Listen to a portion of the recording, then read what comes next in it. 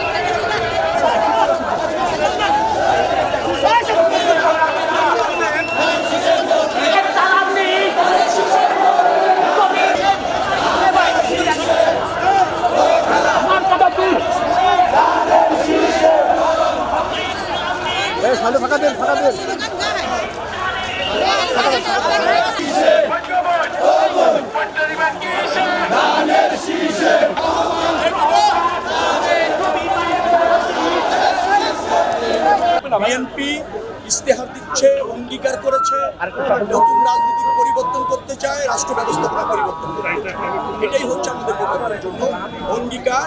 রাষ্ট্র সংকটে আছে। এই ভোট হলো রাষ্ট্র বিনির্মাণের ভোট। এই ভোট শুধুমাত্র জনপ্রতিনিধি নির্বাচনের ভোট নয়। বিএনপি একটি দায়িত্বশীল রাজনৈতিক দল, বারবার রাষ্ট্র ব্যবস্থাপনার অভিজ্ঞ রাজনৈতিক দল।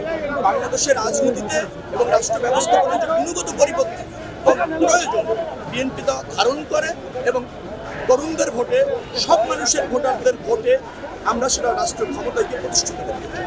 এই এলাকায় আমি দীর্ঘদিন রাজনীতি করি, প্রায় ৩৩ বছর। এলাকার মানুষের বেশ কিছু সমস্যা আছে, সেটা চিহ্নিত করেছি।